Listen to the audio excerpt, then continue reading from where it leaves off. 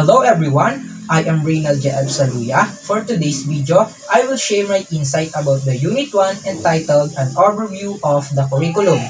In this unit, it tackles the concept, nature, and purposes of curriculum development in the Philippine context, types of curricula, foundation of curriculum, and its characteristics.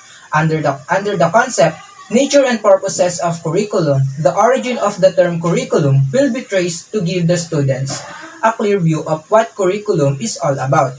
Development of the curriculum in the Philippine context is an important in tracing how it evolved and developed over time from Spanish period until such time that the Philippines gained independence in July 4, 1946, a liberation from the American regime in the country. According to Bilbao Purita 2015, a word curriculum is derived from the Latin currere meaning to run. This implies that one of the curriculum function is to provide a template or design that enables your learning to take place that can be defined simplified as listing of subjects to be taught in school or in broader sense as the total learning experiences of an individual in school and society as well. The numerous definitions of curriculum are influenced by mode of thoughts, pedagogies, political and cultural experiences. There are two different points of view of the curriculum. These are the traditional perspective, essential schools, and the progressive point of view in progressive schools. And now let's move on to the characteristic of the curriculum. Essential school, it considers the curriculum as something rigid, consisting of disciplined subjects. It considers all learners as much as the same. It aims to fit the learners into the existing social order and maintain the status quo. Progressive school, it conceives the curriculum as something flexible based on areas of interest and uses life experiences, approach, and methods that emphasize individual spontaneity, problem solving, and development of creating responsibility. In short, the traditionalists see as it is straightforward document that outline as standard set of learning goals and outcomes for a given subject area and provide specification of what should be learned, how it should be taught, and learning implementation assessment plan. On the other hand, the progressivists interpret curriculum as the school's overall effort to achieve desired school and out-of-school circumstances. For us to understand better, we have to learn the following terms in curriculum. Curriculum planning is the process whereby the arrangement of curriculum plans or learning opportunities are created. A curriculum plan is advanced arrangement of learning opportunities for a particular population of learners, while curriculum guide is a written curriculum plan. The place or workshop where curriculum materials are gathered or used by the teachers or learners of a curriculum is called curriculum laboratory. Curriculum development is the process of selecting, organizing, executing, and evaluating learning experiences based on the needs, abilities, and interests of learners and the nature of the society or community. It must be purposeful, planned, and progressive.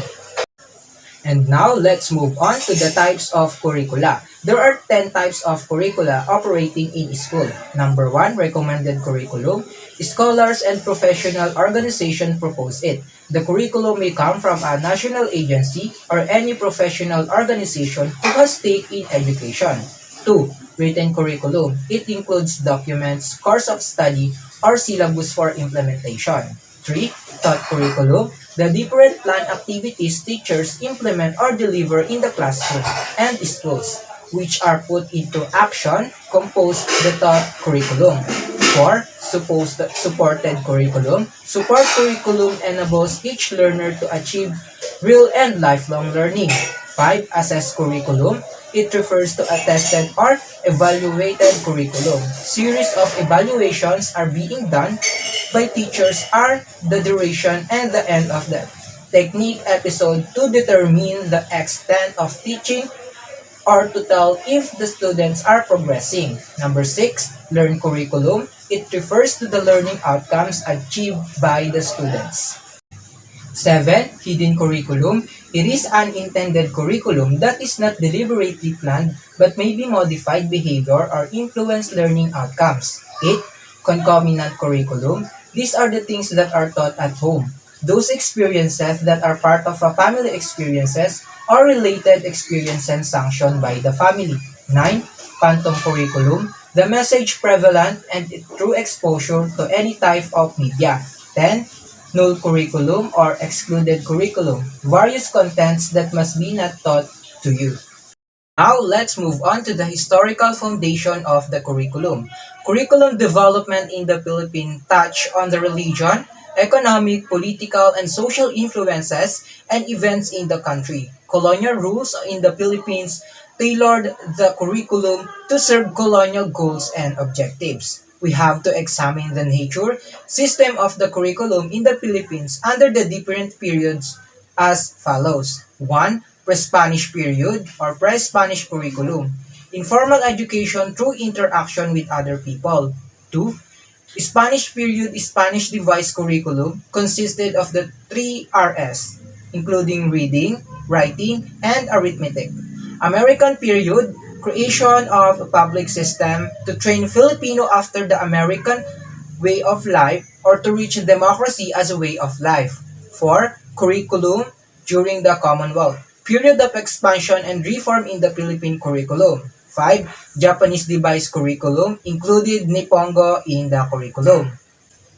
6. The curriculum during the liberation period or restoration of 7th grade. 7. The curriculum during the Philippine Republic, great experiments in the community school idea and the use of vernacular in the first 2 grades of the primary schools as the medium of instructions. 8. Curriculum during the new society, curricular changes in the elementary education. 9. Present 1986. Education aimed to promote national development and values education. And now, let's proceed to the philosophical foundation of the curriculum.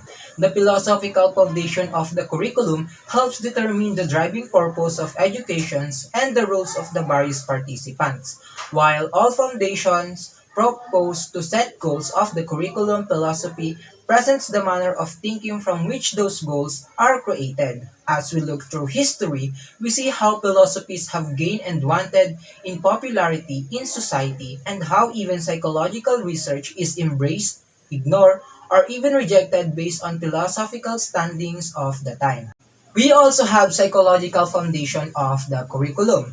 Psychology provides a basis for the teaching and learning process. It would be the best to consider psychology in the learning and developing the curriculum to ensure that you can achieve more advanced, more comprehensive, and complete human understanding.